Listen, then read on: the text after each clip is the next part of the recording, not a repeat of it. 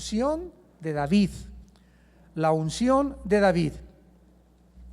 Este libro de Primera de Samuel nos ha descrito y nos ha narrado hasta este momento de qué forma la nación de Israel escogió no seguir a Dios, no ser gobernada por Dios, independizarse por Dios y mejor ser gobernados por un ser humano, Samuel, el rey que Dios les dio para satisfacer y para cumplir su capricho y para esperar que a través del tiempo ellos descubrieran qué grande equivocación es cuando no queremos o no permitimos que Dios sea el que nos gobierne.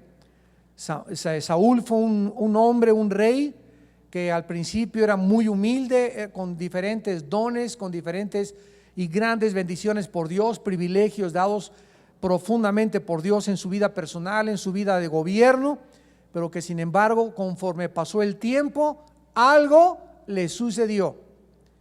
Y así vemos en la Biblia a Sansón, vemos a Balaam, veremos a diferentes personas que Dios les ha bendecido, Dios les ha dado dones para que triunfen, Dios les ha dado dinero, Dios les ha dado una buena familia, Dios les ha dado un bonito matrimonio, y conforme pasa el paso, algo les sucede a la mitad del camino.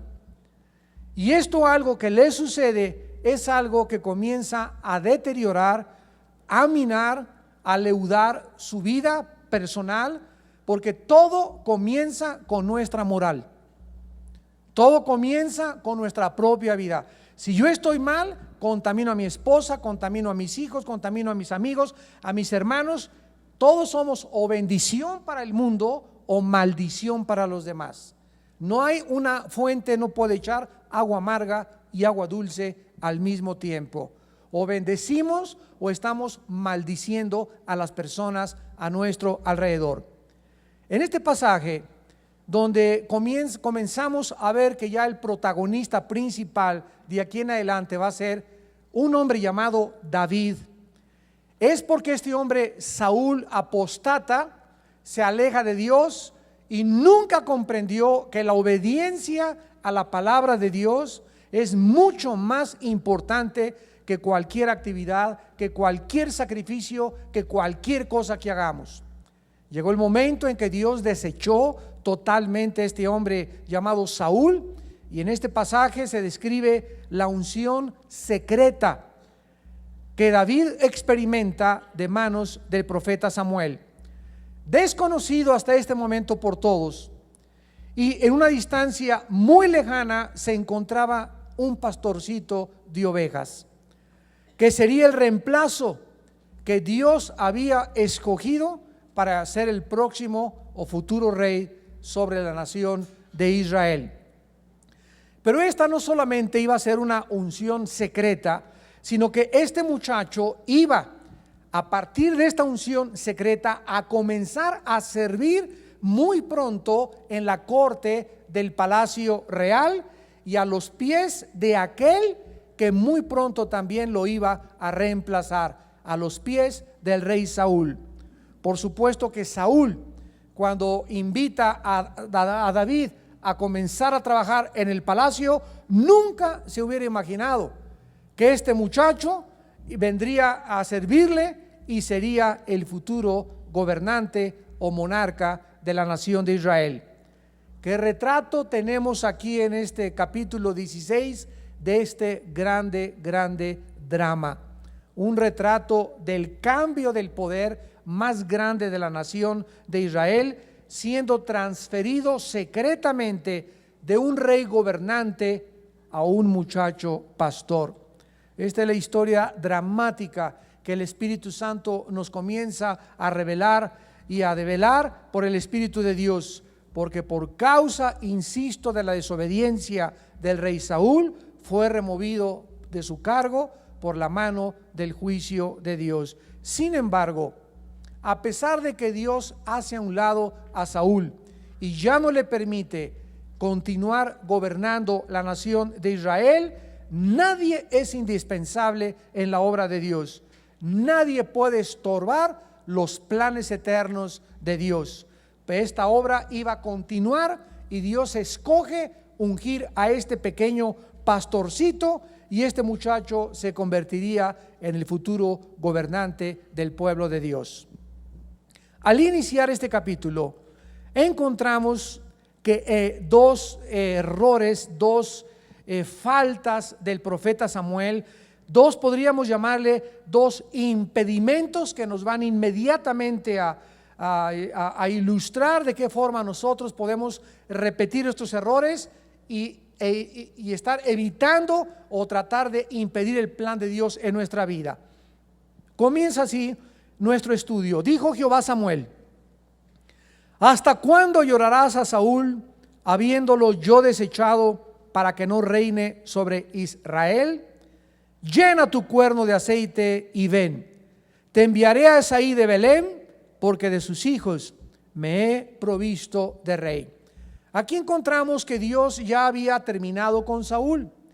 Ya Samuel le había dicho: tu reino ha sido roto, ya no tienes parte ni derecho en el futuro gobierno de Israel. Y aunque Saúl iba a continuar como rey, siendo realmente el rey, ya no sería el agente de Dios, ya no estaría ungido por Dios, ya Dios no estaría de su lado. Ahora comenzaría el Espíritu Santo a manifestarse en la vida de este pastorcito llamado David. Sin embargo, como muchos de nosotros, Samuel comenzó a llorar, y no sabemos cuánto tiempo pasó desde el capítulo 15 al 16, y a llorar, ay Saúl, él no podía entender cómo este hombre con tantos privilegios, con tantas bendiciones, le había fallado a Dios. Casi estaba llorando, podemos asegurarnos, como si fuera su hijo propio. Sin embargo, llegó un momento en que Dios interviene y le dice: ¿hasta cuándo vas a seguir llorando? O sea, nos damos cuenta que muchas veces cuando nos quedamos en el pasado, lamentándonos demasiado del pasado o de lo que nos sucedió en el pasado, nos va a comenzar a estorbar para hacer la obra de Dios. No es bueno que lloremos demasiado tiempo, ni que nos lamentemos demasiado tiempo, porque llega el momento en que ya tenemos que seguir viviendo. Ya se murió tu esposa, ya se murió tu hijo, se murió Fido tu perro, se murió tu perico, se murió tu gato, pasó esto, pasó aquello. Bueno, ya lloraste una semana, ya lloraste 2 semanas, qué bueno, hay que desahogarnos, hay que sacar, nunca hay que guardar las emociones, pero no es bueno a los ojos de nuestro Creador que esto se prolongue por demasiados días, semanas y menos meses. Eso del luto, ¿verdad? Vestirse de negro y en 6 meses no comer y en 1 año no hacer nada y mantener eso, ¿verdad? Es totalmente antibíblico. Dios quiere hacernos entender que debemos de seguir viviendo. Si yo me estoy lamente, ¿cómo puedo? Cada día se están muriendo las almas. Todos los días hay algo que hacer para el reino de Dios. Ya tu novia te dejó, ya tu novio te dejó, ya levántate, endereza tus rodillas paralizadas y métete al camino. Súbete al caballo otra vez y tenemos que seguir viviendo. No podemos quedarnos en nuestro pasado. Este fue el primer error que Samuel cometió en el llamamiento de Dios. Dios le dice: llena tu cuerno de aceite y te enviaré a Esaí de Belén, porque de sus hijos me he provisto de rey. Es interesante que para la unción se usaba el cuerno. Era el cuerno de un animal, y donde nos demuestra a través del Antiguo Testamento principalmente que los cuernos son símbolo de 2 cosas: de autoridad y de poder. Los cuernos de los animales son los que le dan la fuerza y el poder de poder defenderse. Entonces, cuando el Espíritu Santo es vertido y sale de un cuerno, nos habla que la presencia del Espíritu, la unción del Espíritu sobre una persona le va a dar poder y le va a dar autoridad. Y esto es precisamente lo que sucedió con nosotros ahora que el Espíritu Santo ya mora permanentemente dentro de cada uno de los que han creído en la obra de Cristo en la cruz del Calvario. Recibirán poder. Hechos 1:8, ahí está. Y dice la Biblia: he aquí os doy autoridad sobre toda fuerza del enemigo para pisar escorpiones y alacranes, y nadie les podrá vencer, porque Dios no nos ha dado un espíritu de cobardía, sino de poder, de amor y dominio propio. Vemos pues que esto es algo que Samuel comienza a despertar. Ya no podía seguir llorando, ahora tenía que comenzar de otra manera a hacer la voluntad de Dios. Y ahora que es rechazado Saúl por Dios, ya Samuel no puede más que continuar ungiendo y viviendo en su función de profeta. En el versículo 2 notemos qué fue lo que le contestó Samuel a Dios, y aquí encontramos el segundo error del profeta Samuel. Y dijo Samuel: ¿cómo iré? Si Saúl lo supiera, o sea, si se llega a enterar Saúl, ¿verdad?, que he venido a ungir a otra persona, me mataría. Jehová respondió: tomo contigo una becerra de la vacada y di a ofrecer sacrificio a Jehová he venido. Para estos tiempos, ya Saúl, estamos seguros, había desarrollado un equipo de agentes de la secreta en el reino. Ya la paranoia del rey Saúl de saber que alguien, si me desecharon, pensaría Saúl, por ahí tienen a alguien escondido que me vaya a suplantar o vaya a ocupar mi puesto. Y aquí comenzaba ya la paranoia de Saúl de comenzar a tener agentes por todos lados del reino para que le llevaran a cabo al palacio y le dijeran si había algún complot, algún plan, alguna traición en contra de él. Entonces, cuando Dios le dice a Samuel: ve a una casa, a la casa de fulano de tal Isaí, y quiero que me unjas ahí al futuro rey de Israel, dijo el profeta Samuel: donde Saúl se entere de que yo estoy yendo a escondidas a ungir a otra persona, pues me va a matar. Él protestó porque temía de que Saúl se enterara de esta unción secreta. Era una misión peligrosísima la que Samuel había recibido de Dios, y Saúl iba a interpretar, seguramente pensaba Samuel, como una unción de complot, como una amenaza para su reino. Sin embargo, Dios le da la solución: toma una becerra y dile a ofrecer sacrificio he venido. Llama a Isaí al sacrificio y te enseñaré lo que has de hacer. Me ungirás al que yo te dijere. Viajar a Belén no iba a despertar ninguna sospecha de nadie, porque los profetas de Dios, en este caso Samuel era el único, pues era realmente conocido por todos que cuando llegaba a alguna aldea, algún pueblo, él iba a ofrecer el sacrificio. No despertaría las sospechas absolutamente de nadie. Samuel, como juez levítico, tenía que estar viajando continuamente por todos lados para tratar los asuntos legales, judiciales, legislativos y ejecutivos, que eran las tres poderes que tenía todo juez de Israel a toda la nación. Y entonces Dios le ordena que invite, cuando llegue a Belén, a que venga Isaí con sus hijos. Al llegar a Belén, dice el versículo 4, Samuel hizo como le dijo Jehová, y al llegar a Belén, los ancianos de la ciudad salieron a recibirle con miedo y dijeron: ¿es pacífica tu venida? O sea, podríamos imaginarnos si traería cara de Hulk el profeta Samuel, o por qué se molestaron tanto y nada más lo vieron entrar a la aldea y comenzaron a cuestionarse: ¿vienes en son de paz o en son de guerra? ¿Por qué le hicieron este cuestionamiento? Porque tal vez pensaron que Samuel venía a Belén a ejecutar algún juicio. Repito, cuando llegaban los profetas o los jueces de Israel a una ciudad, venían o a ofrecer sacrificios o a juzgar al pueblo de Dios. Y sin embargo, él no venía a eso, él venía a tratar con asuntos espirituales. Ninguna acción criminal se hubiera llevado a cabo en Belén, y sabían los ancianos que ningún crimen había, por lo que se extrañaron por la presencia de Samuel. Veamos rápidamente aquí en 1 Samuel capítulo 7, versículo 15 al 16, que esta era la función de Samuel, y así tenemos una comprensión más profunda de nuestro texto. Dice 1 Samuel 7, versículo 15 al 16: y juzgó Samuel a Israel todo el tiempo que vivió, y todos los años iba y daba vuelta a Betel, a Gilgal, a Mizpah, y juzgaba a Israel en todos esos lugares.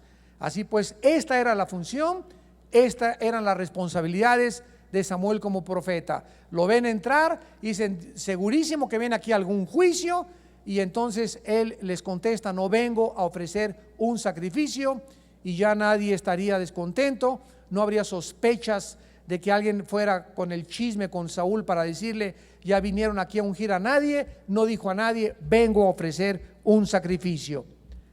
En el versículo 5 les rectifica del sacrificio y les ordena que se santifiquen y que asistan con él o se reúnan con él al sacrificio, y además que santificaran a Isaí y a sus hijos, y los llamó al sacrificio. La orden de santificarse, amados santos de Dios, del hebreo kadosh, era una separación espiritual y ceremonial.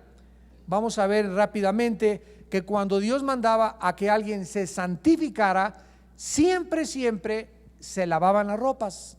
Lo vamos a ver a continuación. Entonces, esta santificación involucraba que las personas se tenían que bañar, no es que olieran mal, era un símbolo de una purificación interna. En el Nuevo Testamento, en Juan 15:3, Jesús les dijo a los discípulos, ustedes ya están limpios por la palabra que les he hablado. Y ahora cuando nosotros nos santificamos, nosotros tenemos que santificarnos diarios, o sea, tenemos que lavarnos. ¿Y quién es el agente que nos lava? La palabra de Dios. Efesios 5 dice también, versículo 26, habiéndola purificado por el lavamiento del agua por la palabra. Entonces Dios nos lava por la palabra. Yo cada mañana necesito, y tú también, venir a la palabra de Dios, leer la palabra de Dios, y la palabra, al entrar a mi espíritu, al leerla, al memorizarla, al estudiarla, sin que nosotros estemos conscientes de ello, nos está lavando. ¿Qué cosa es lo que nos lava? El cerebro, la mente. De todas las películas que viste ayer, de los cuentos que leíste ayer, de las conversaciones que oíste en la oficina, de los chistes de tus amigos, de los chistes de tu esposa que le contaron en el salón de belleza, y en la noche llega tu esposa, tenemos nosotros que lavar a nuestra esposa. Mi amor, vamos a leer la Biblia, y a leerle la Biblia, un capítulo de la Biblia, leerla a los hijos, leerla a nosotros, porque la palabra es el único agente que nos purifica y nos lava los pensamientos.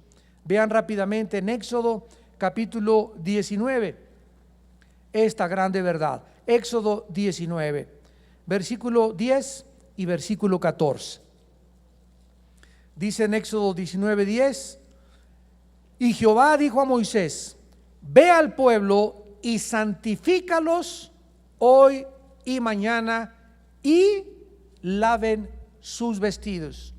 Y en el versículo 14, y descendió Moisés del monte al pueblo y santificó al pueblo y lavaron sus vestidos.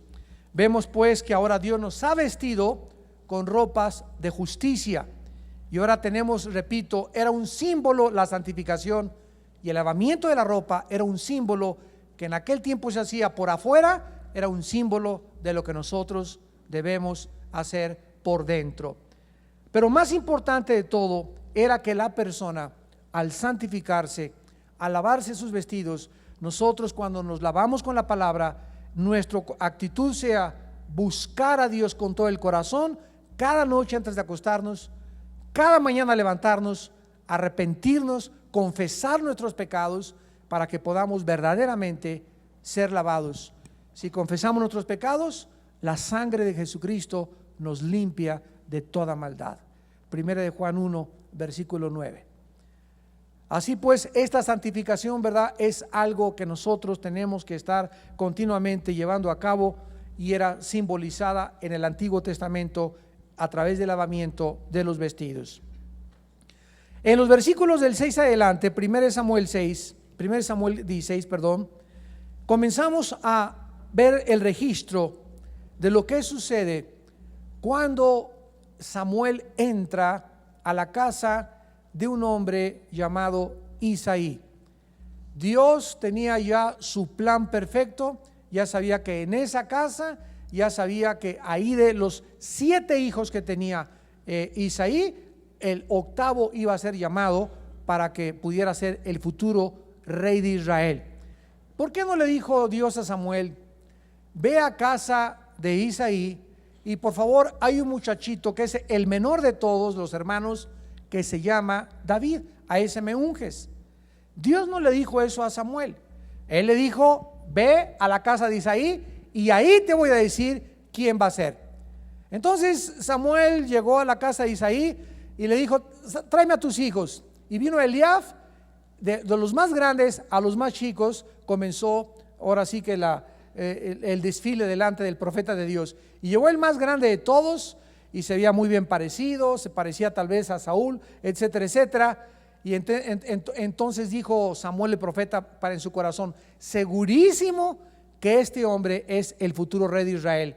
Y en ese momento encontramos la respuesta de por qué Dios no le dijo a Samuel: dile a este niño David que él es el ungido, sino que permitió que Samuel aprendiera una lección tremenda en la Biblia, que dice el versículo 7. Leamos el versículo 6. Aconteció que cuando ellos vinieron, él vio a Eliab y dijo: de cierto delante de Jehová estás ungido. Y Jehová respondió a Samuel: no mires a su parecer, ni a lo grande de su estatura, porque yo lo desecho. Porque Jehová no mira lo que mira el hombre, pues el hombre mira lo que está delante de sus ojos, pero Jehová mira el corazón. Esto de aquí adentro, los motivos, las intenciones que todos tenemos, realmente lo que somos, pocas veces lo aparentamos. Por eso en el cristianismo se nos manda que nos amemos con amor no fingido, que sea un amor nacido de tu corazón. Cuando tú me digas: hermano, te amo y te bendigo, que realmente lo estés sintiendo y que no lo hagas de la boca para afuera, que lo hagamos con una fe verdadera y genuina delante de Dios que conoce el corazón, y que nunca nos dejemos llevar por la apariencia, por lo que por afuera parece la persona, porque déjenme decirles que caras vemos y corazones no sabemos. De ahí viene ese dicho precisamente de hace 4000 años en la Biblia. Dios sabe que hay muchas personas que tienen cara de San Crisóstomo, tienen cara de Santa Teresita de Jesús, y de veras son unos verdaderos alacranes y víboras de cascabel. Entonces no nos confiemos simplemente, ¿verdad? Y para esto, ¿saben algo que les quiero decir a los varones? Nos puede ayudar la esposa. Hay veces que traes un amigo a tu casa: oye, mi amor, fíjate que pues estamos haciendo una sociedad, queremos poner una panadería o quiere entrarle como socio, y ya se va tu amigo y te dice tu esposa: hay algo en este cuate que trajiste que no me gusta. No sé, pero hay algo que no sé qué hay, pero no me gusta. Y esto es lo que se llama el sexto sentido que tienen las mujeres. Nosotros no lo tenemos, somos muy brutos todavía. Pero escucha a tu mujer, como dice Abraham oía a Sara. Las mujeres tienen un radar especial que no tenemos los hombres. Somos enteramente diferentes los hombres de las mujeres. Y claro que cuando tu mujer, ¿verdad?, está caminando con el Señor y lee la palabra y todo, se les agudiza este discernimiento y pueden, ¿verdad?, como ahora sí que como una parabólica detectar, ¿verdad?, señales hasta de quién sé cuántas galaxias. Pero si nosotros no tenemos este discernimiento, ni tenemos espositas que tengan este discernimiento o que lo tengan agudizado, esta es la razón por la cual tantas personas son engañadas diariamente. Te transaron con el coche que compraste, te transaron con la casa que compraste, con ese negocio, esa lana que te pidieron, ese dinero, esa plata que te pidieron, ya no te la pagaron. Continuamente estamos siendo agredidos por una sociedad que viene a nosotros con cara de ovejas. Y Jesús dijo claramente nos dijo Jesús: los envío a una selva, los envío en medio de lobos, pórtense como ovejas. En Mateo 10, cuando comenzó a mandar a los 70 discípulos, Cristo les dijo: los envío a un mundo de lobos. Y ustedes saben que una de las características de los lobos es que quieren a como dé lugar su presa y echan siempre montón. Muy raro que los lobos andan siempre en manada, y son de los depredadores más crueles que existen en la selva que existe en el mundo. Así que estamos rodeados de lobos, y para ser protegidos no necesitamos tener agentes de la secreta y andar investigando. Para ser protegidos, simplemente el que mora al abrigo del Altísimo vivirá bajo la protección del Omnipotente. Salmo 91. Salmo 34: aquel que teme a Jehová, el ángel de Dios le defiende y mora alrededor de su campamento. Tenemos la protección de Dios. No tenemos que andarnos cuidando la espalda: ¿quién me va a apuñalar? ¿Quién me va a hacer una cosa? Si yo vivo en santidad delante de Dios, Él me guarda, Él me protege, Él pelea mis batallas, Él es mi roca, Él es mi castillo, a Él corro, con Él me refugio, y Él es mi castillo fuerte, mi protector y mi seguridad. Él es mi fortaleza en los tiempos de mi angustia. Miró el justo a Jehová y fue librado de todos sus temores y de todas sus angustias. Porque todos los que miraron a Jehová fueron alumbrados, y ninguno que mira a Jehová ha sido avergonzado. Entonces entra Samuel a la casa de Isaí y comienza el desfile o la pasarela de los hijos de Isaí. Y entonces dice en el versículo 7 que aprende la lección Samuel. No debía él, ya la edad que tenía, y era bastante grande de edad Samuel, y vemos que nunca dejaremos de aprender nuevas cosas con Dios.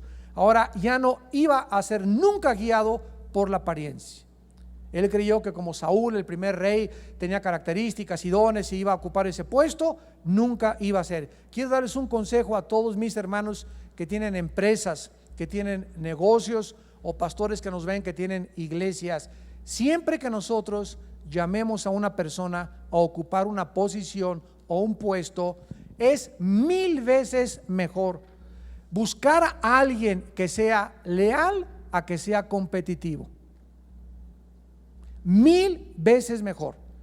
O sea, realmente busquen lealtad en las personas cerca de ustedes, porque puede llegar una persona y te puede presentar 5 maestrías y 3 doctorados, y es contador recibido y con esta carrera, etcétera, etcétera. Sin embargo, ¿de qué sirve toda esta conocimiento académico si la persona te da una puñalada a los 6 meses? O si te va a robar al año, o si te va a traicionar a los 2 años. Entonces, 1000 veces mejor la lealtad que la competitividad. Y esto es importantísimo en la vida, porque realmente lo que Dios busca es personas que sean leales al reino de Dios, que no te roben, que sean honestas, que no te trancen, que puedan estar contigo en las buenas, que puedan estar contigo en las malas. Esas personas, como dicen Proverbios, el que quiera amigos, sea un amigo para ellos, porque es más valioso que todo el oro que puedas tener un amigo, una amiga verdadera. El versículo 8 sigue la pasarela y llaman a Abinadab y lo hizo pasar delante de Samuel, el cual dijo: tampoco a este ha escogido Jehová. Luego hizo pasar Isaí a Sama, y él dijo: tampoco a este ha elegido Jehová. E hizo pasar Isaí 7 hijos suyos delante de Samuel. Pero Samuel dijo a Isaí: Jehová no ha elegido a estos. Pregunta: ¿cómo sabía Samuel que había más? Ahí comenzamos a distinguir que el Espíritu Santo, la presencia de Dios dentro de Samuel, le llegó a decir, ¿verdad? No es ninguno de estos. Y ahí Samuel comienza a decir: bueno, si no es ninguno de estos, ¿verdad? Entonces, ¿qué onda? ¿Qué está pasando acá, Señor? Tú me dijiste que en esta casa era donde se encontraba tu ungido. Y esta es la razón por la cual le pregunta, versículo 11, a Isaí: ¿son estos todos tus hijos? Y él respondió: queda aún el menor, que apacienta las ovejas. Y dijo Samuel a Isaí: envía por él, porque no nos sentaremos a la mesa hasta que él venga aquí. Aquí observamos algo tremendo. Antes de entrar a estudiar profundamente la vida del más grande hombre de Dios en la Biblia. Un hombre conforme al corazón de Dios, que no oculta a Dios todo lo que él fue, y al mismo tiempo la grandeza de este hombre llamado David. ¿Por qué cuando Samuel llegó a casa de Isaí y le dijo, vamos a ofrecer sacrificio, que era la adoración familiar, por qué no le llamaron a David a ofrecer el sacrificio? ¿Por qué no fue Isaí le dijo a unos hermanos, oye, vayan por David que anda ya con las ovejas y tráiganlo porque vamos a tener un culto familiar? Era tan grande el menosprecio, lo vamos a ver en el próximo capítulo cuando pelea contra Goliat, de los hermanos por David, que no lo consideraban, lo vejaban, lo insultaban, no tenían absolutamente ninguna relación, y David creció como un niño y como un joven muy alejado aún de su padre. O sea, David fue un muchacho que en otras palabras se puede calificar como rechazado, donde no era él el consentido del papá, no era el consentido de sus hermanos más grandes ya estaban en la edad militar, a los 20 años entraban al servicio militar, y él era un pastorcito de ovejas. O sea, le dijeron, ¿sabes qué? El ser pastor de ovejas para los egipcios era la labor y el oficio más humillante y más despreciativo que se pudiera alguien imaginar. Y ese oficio, y de ahí mismo, de un joven rechazado, de un joven odiado, de un joven menospreciado, de ahí saca Dios al que iba a ser el futuro gobernante de Israel. ¿Tú te has preguntado alguna vez si en tu vida fuiste rechazado de niño, o fuiste rechazado de joven, o no eras el consentido de papi o de mami, o tal vez no te criaste con padres, a lo mejor fuiste huérfano o fuiste huérfana, y creces y llegas a un momento donde ese rechazo se convierte en una amargura? Y cuando entras al cristianismo, descubres, es un misterio que nos quita las velas Dios, y al entrar al cristianismo descubrimos algo maravilloso, que las cosas que pasamos y atravesamos en nuestro pasado formaban parte del plan de Dios, y que Dios no se equivocó para que tú crecieras sin papá o sin mamá, o en las condiciones en las que cada uno de nosotros nos desarrollamos, porque todo eso formaba para la posición en la que Dios te tenía asignada. Cuando tal vez la ocupes, a lo mejor ahorita eres un cristiano de 3, 4 años, y dentro de 5 años vas a ver la realización de tu llamado, te vas a dar cuenta que eso que atravesaste, eso que yo atravesé también, formaba parte del entrenamiento. Para la posición que cada uno de nosotros necesitamos, todos necesitamos diferentes entrenamientos. Unos no hay ningún problema que crecen con papás, otros crecen piruration, otros crecen sin un quinto, otros crecen en Tepito, otros crecen golpeados, otros los violaron, otros fueron abusados, etcétera, etcétera. Pero al llegar a Cristo, todos nuestros pecados son sepultados en el fondo del océano, y toda nuestra vida es hecha nueva, porque que esté en Cristo, nueva criatura es. Las cosas viejas pasaron, y esas cicatrices que tu pasado te dejó, o que mi pasado me haya dejado, solo pueden ser cicatrizadas y solamente pueden ser sanadas por la sangre de Jesucristo. Ninguna pastilla tranquilizante, ningún psiquiatra, ningún sociólogo, ningún antropólogo, nadie puede sanarte más que Jesús. De ahí la invitación: vengan a mí todos ustedes los que están trabajados y cansados. En otras palabras, vengan por favor y acérquense a mí los que están hartos de vivir, los que ya están cansados, los que ya están hastiados, los que se sienten desilusionados, rechazados, traicionados. He venido para ustedes a darles libertad. He venido a sacarte de tu prisión, he venido a sanar tus heridas, pero necesito que creas que yo soy, necesito que creas y te acerques a mí, y necesito que me abraces y que creas que fuera de mí en tu vida jamás tendrá propósito ni sentido para vivir. ¿Hay alguien más? Ahí está uno que apacienta las ovejas. Versículo 11: y dijo Samuel a Isaí: envía por él, porque no nos sentaremos a la mesa hasta que él venga totalmente a mi presencia. Hasta que no estuviera David ahí y el Espíritu Santo le dijera, ese es el ungido, no iba Samuel a abandonar ese lugar, no iba a salirse de su casa.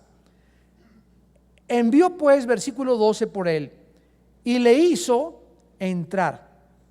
Y vean la primera descripción que el Espíritu Santo hace de David. En primer lugar, era rubio.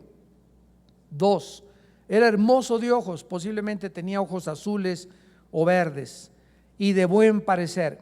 Entonces Jehová dijo, levántate y úngelo, porque este es. Oyendo Samuel que el Espíritu Santo en su alma, en su espíritu, le estaba dando testimonio, este es el ungido a quien yo he escogido para ser el futuro rey de Israel, en ese momento ordenó Samuel inmediatamente que él fuera ungido.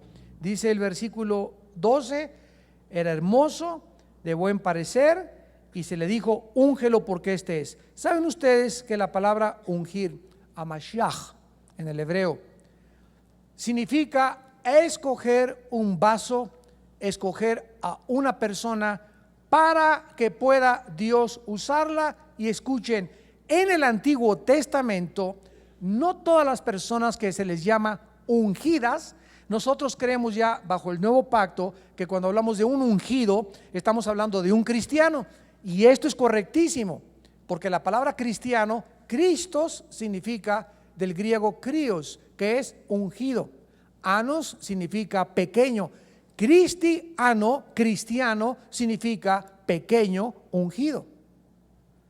¿Quién es un cristiano? No es el que viene aquí a la iglesia, no es el que va a la iglesia católica, no es el que va a la iglesia bautista, no es el que va a la iglesia mormona aquí a la esquina, no es el que va a los testigos de Jehová, no es el que va a la iglesia nazarena o pentecostal. El cristiano es la persona no solamente que asiste a un lugar o que pertenece a una organización con una etiqueta, sino que es una persona que dentro de ella mora, habita el Espíritu de Dios. Tú puedes ser bautizado y remojado, puedes haber pasado el miércoles de ceniza, tu papá puede ser obispo y tu mamá monjita y tu hermana quién sabe quién, la madre superiora, y puedes tener todas las personas a tu alrededor que tú me puedas decir cristianas o católicas, puede ser el Papa te bautizó de chiquito, no puedes tener la foto del Papa en tu casa. Ninguna de estas cosas nos hace cristianos. Dice en primera de Juan 5 del 10 al 12, el que tiene al Hijo tiene la vida. Y el que no tiene al Hijo, aunque tengas una religión, aunque tengas ahí el escapulario, aunque tengas la foto del Papa, aunque te hayan bautizado, si tú no tienes la presencia del Hijo de Dios dentro de tu espíritu, no tienes más que una religión. Eres religioso, mas no eres hijo o hija de Dios.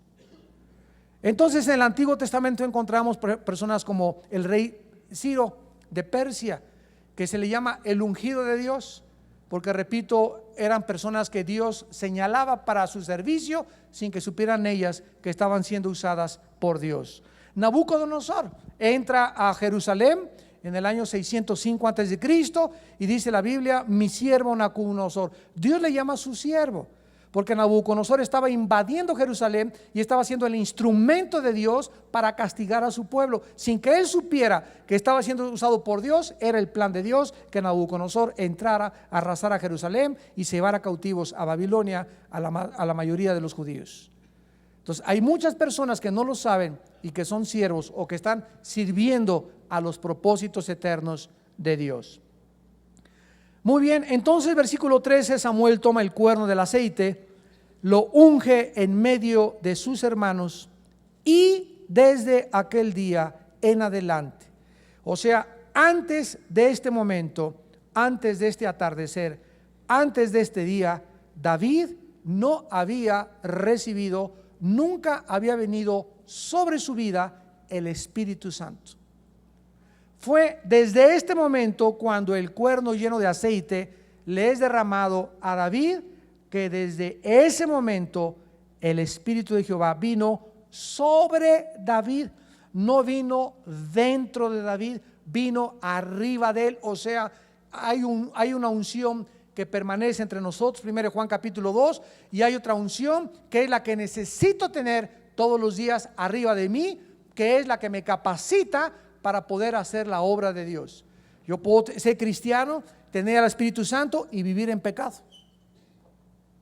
Y viviendo en pecado, querer servir a Dios, y ahí me doy cuenta que no fluyo como podía fluir cuando tengo la unción arriba de mí, dentro de mí y arriba de mí.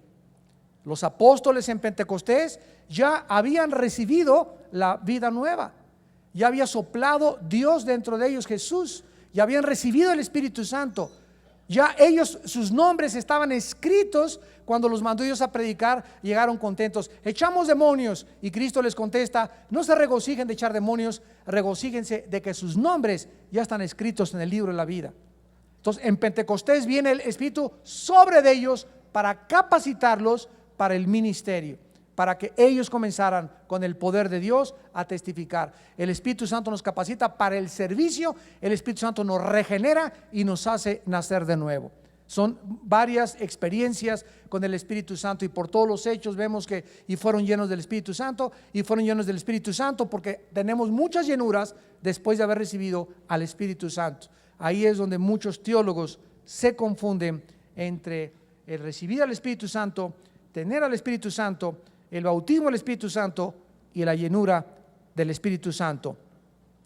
Inmediatamente, para terminar el versículo 14 en adelante, vemos un contraste dramático entre la vida de David, que comenzaba a surgir, a emerger en el reino de Dios, y de qué forma el Espíritu de Jehová en ese momento, cuando David es ungido, se aparta de Saúl.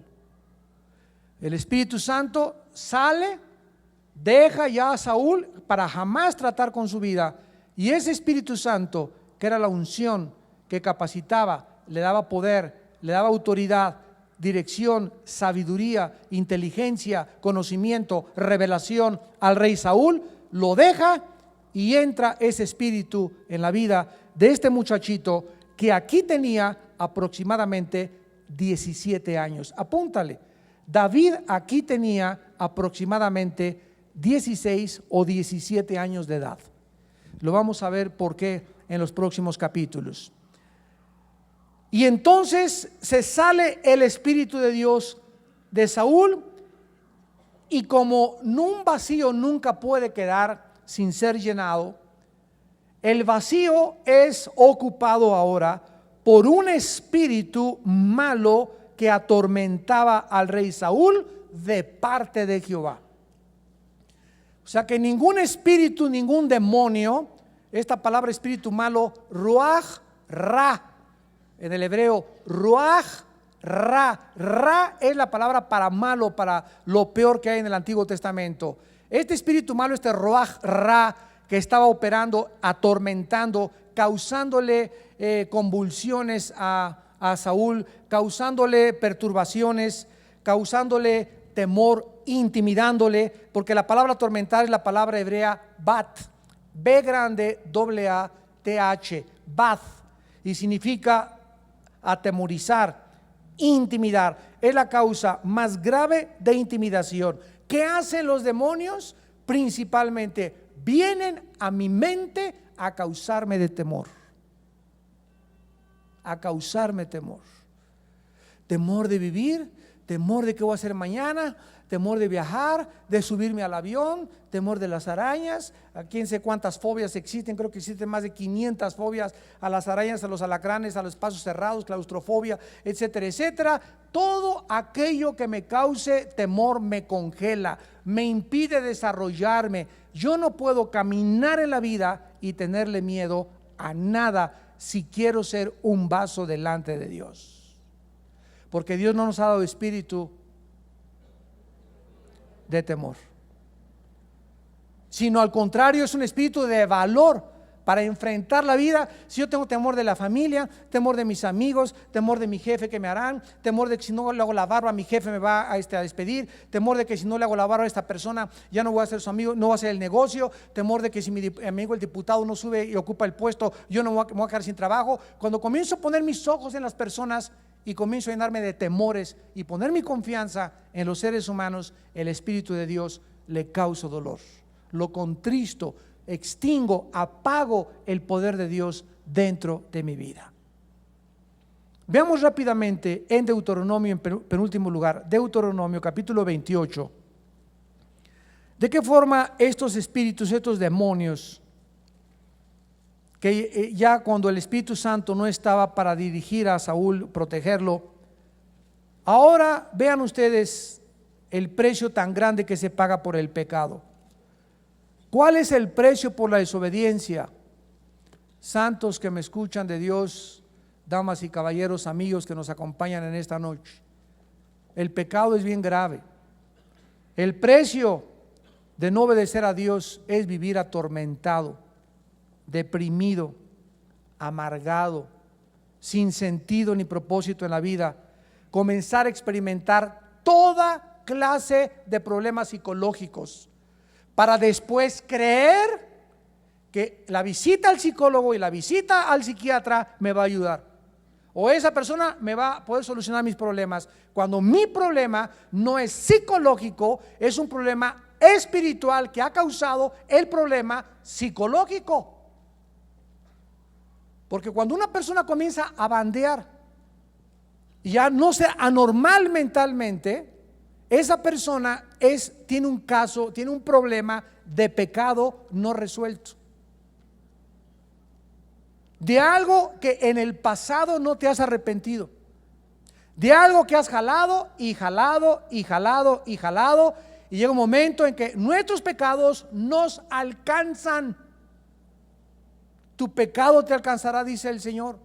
Y tal vez no le pediste perdón a tu ex esposa hace 10 años, o a lo mejor enterraste a tu abuelita en el jardín de tu casa, o a lo mejor a tu mamá la insultaste y la golpeaste, o a lo mejor violaste a tu hermano, a tu hermanita hace 20 años. Y son cosas del pasado que nos alcanzan, son como una cadena de maldición que es eslabón negro, negro, negro, negro, negro. Te conviertes y el eslabón se queda blanco y negro, y no sabes que tú eres la última persona de esa cadena de maldición de tus abuelos, de tus tatarabuelos, donde se tiene que romper la maldición, y de ahí en adelante tus hijos tienen ya que fluir en otra bendición y ya no las maldiciones. Pero si no rompemos esas cadenas del pasado y no hemos perdonado y estamos amargados y debemos algo que no hemos realmente, aunque mis pecados han sido perdonados y soy nueva criatura en Cristo, yo puedo con el tiempo darme cuenta que mis pecados me alcanzan, sobre todo ya siendo cristiano.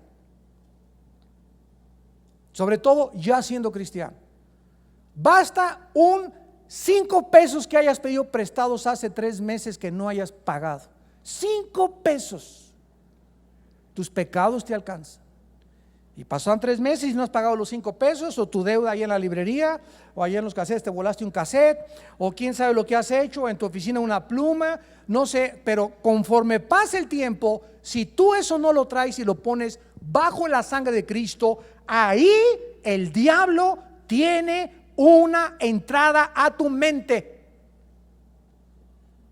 Por ahí se te mete, por el principal escondrijo que le podamos permitir, y por ahí se mete. Miren Deuteronomio 28, versículo 28 en adelante. ¿Cuáles son las consecuencias de las maldiciones? Jehová te herirá con locura. Es la primera maldición. ¿Qué vino Jesús a decirnos al mundo? Mi paz les dejo, mi paz los doy. ¿A qué viene Jesús? A que seamos gobernados por la paz, a que vivamos tranquilos, sin estrés, sin ansiedad, sin angustias, sin temores. Eso no es vida, eso es un infierno. Y Dios no murió en la cruz ni pagó en la cruz con su sangre para que tú vivas de esta manera, sobre todo siendo ya cristiano. Todas las personas que comienzan a bandear, repito, y las que acaban a los 50, 60, 70 años de edad, medio loquitas o con taras o con cosas, son personas que tuvieron su oportunidad una vez en su vida o 2 veces, no se arrepintieron siguieron en su vida pecando y siguieron pecando y acaban bandeando acá. Pierden totalmente el concepto entre el bien y el mal. Pierden la ubicación ante la realidad. Ya no viven la realidad de la vida. Viven vidas totalmente alejadas de la realidad. Ya no distinguen entre el bien y entre el mal. Ya no tienen un límite en sus acciones. Ya les da igual todo lo que hacen. Son personas condenadas, entregadas al juicio de Dios. Te diré con locura, ceguera y turbación de espíritu. Palparás a mediodía como palpa el ciego en la oscuridad, y no serás prosperado en todos tus caminos. Y no serás sino oprimido y robado todos los días, y no habrá quien te salve. Te desposarás con mujer, y otro varón dormirá con ella. Edificarás casa y no habitarás en ella. Plantarás viña y no la disfrutarás. Tu buey será matado delante de tus ojos y no comerás de él. Tu asno será arrebatado delante de ti y no te será devuelto. Tus ovejas serán dadas a tus enemigos y no tendrán quien las rescate. La mano del juicio de Dios comenzaba a caer sobre Saúl, y comenzaba Saúl a desvariar, y Dios le abandonaba. ¿Por qué? Porque Dios abandona a cualquier ser humano que le diga: no te metas conmigo. Yo quiero dirigir mi vida. Yo no quiero que tú me digas en este librito que tienes aquí qué es bueno y qué es malo. Yo quiero decidir qué es bueno y qué es malo. Déjame a mí el juicio, cuando la Biblia dice: no seas sabio en tu propia opinión. Dios abomina a cualquiera que se cree sabio ante sus propios ojos. El insensato dice: no he hecho nada malo. Pero Dios dice: el que encubre sus pecados no prosperará, mas el que los confiese y aparta alcanzará misericordia. Y finalmente en 1 Samuel 16 dice la Biblia que entonces los criados le dijeron a Saúl que le permitieran ir a buscar a un joven que ellos conocían, que tocando el arpa, tocando música, el rey tendría alivio. Qué increíble que hace 3000 años que se escribió esto, la Biblia pueda ahora, a través de la ciencia actual y de los experimentos de la música, comprobar que hay mucha música que nos calma, que hay mucha música que nos tranquiliza. Yo, por ejemplo, cuando vengo algo preocupado, ¿verdad? Y venimos en el carro y mi esposa me pone alabanzas: ¡Tele, los carros del faraón! No estoy en humor para eso. Le digo: ¿sabes qué? ¿no traes música de adoración? Aleluya. Y ya me calmo en la carretera, ¿verdad? Porque es la música que necesito en ese momento, que me tranquiliza. Cuando hay veces que no tiene necesidad, y si te pones, a veces con nuestros hijos, ponemos en nuestra casa, con los chavos y todo, alabanzas y padre, ¿no? Y con la música de Hilson, y ahí echamos hasta machincuepas en la alfombra y todo, porque es el tiempo de eso, ¿no? Pero hay tiempo que cuando queremos estar tranquilos, ¿verdad? Que no te pongan esa música porque te acelera. Y comienza a brincar y quieres tú estar tranquilo, quieres meditar, quieres reflexionar, quieres ordenar tus pensamientos, y no hay como la música de adoración y tranquila para estar tranquilo. Y David llegó y trin, tirirín, tirirín, tirirín. Y los demonios, cuando comenzaron a escuchar la música de David, porque ya el Espíritu de Dios estaba operando en el arpa de David, los demonios se salían de Saúl. Y dice aquí: y Saúl respondió: búsquenmelo para que me toque y me lo traigan. Entonces dijeron que habían visto tocar a un valiente, vigoroso hombre de guerra. Versículo 18, prudente de palabras. O sea, los criados ya en el palacio conocían a David. Saúl envía a sus mensajeros, le traen a David, y comienza David a llegar ahí al palacio. Su padre le manda para que no llegue con las manos vacías ante el rey Saúl, sino que le manda un asno cargado con pan, vino, cabrito, etcétera, etcétera, lo que nos da a entender que el padre de David, Isaí, era un hombre rico. David provenía de una familia acomodada, tal vez de la clase media alta de Israel. Y viniendo David a Saúl, estuvo delante de él, versículo 21, le amó mucho, le hizo su paje, o sea, su guardaespaldas. Y Saúl envió a decir a Isaí: te ruego que David esté conmigo. Y cuando el espíritu malo, versículo 23, de parte de Dios, venía sobre Saúl, David tocaba el arpa y tocaba con su mano, y Saúl tenía alivio y estaba mejor, y el espíritu malo se apartaba de él. Por eso yo te recomiendo que cuando estés en tu casa acelerado, no pongas música de Juan Gabriel, ni de Michael Jackson, ni de Madonna, porque al contrario, esta música atrae los espíritus malos a tu vida. Hay música, ¿verdad? Robbie Williams cantó hace poco ahorita en el Estadio Azteca, que comenzó a desnudarse y a bajarse todo ahí, la ropa interior enfrente de todas las muchachas, y toda esa música está diseñada para atraer demonios. Vienen, se juntan ahí, va a cantar nuestro máxima estrella que es usada por Dios. Ni tampoco, no vayas a atreverte a llevar a tu hijo a ver la última película de Harry Potter, donde les enseñan que la magia funciona y tiene poder. Es la más diabólica de todas las películas de Harry Potter. Y si en tu escuela le dan a tu hijo a leer Harry Potter, dile a la maestra: discúlpeme, somos cristianos, mi hijo no va a leer ese libro, póngale cualquier otro libro, no lo pueden obligar a leer un libro satánico ni diabólico, disfrazado como caricatura y como algo sutil e inocente, porque el diablo se disfraza como ángel de luz. Y esta es la razón por la cual tantos niños están teniendo problemas, ¿qué cosa? Mentales. No duermen en la noche, comienzan a aullar como coyotes, comienzan a tener temor de todo, le temen a la oscuridad. Papá, te comienzan a gritar en la noche, comienzan a portar una conducta rebelde en la escuela, comienzan a cerrarse, ya no aprenden, comienzan a bajar sus calificaciones, y son problemas espirituales. De películas que ven nuestros hijos, del cine, la película que ven en el cine, de los juegos que tienen el Nintendo, de la música que están oyendo a escondidas de nosotros, todo eso en el mundo espiritual les afecta. Y Dios no vino para que nosotros acabásemos como el rey Saúl.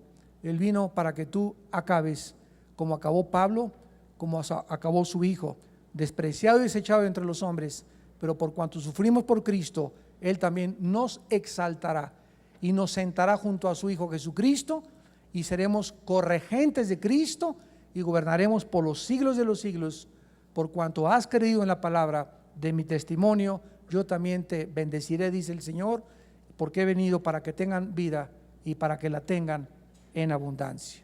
Oremos.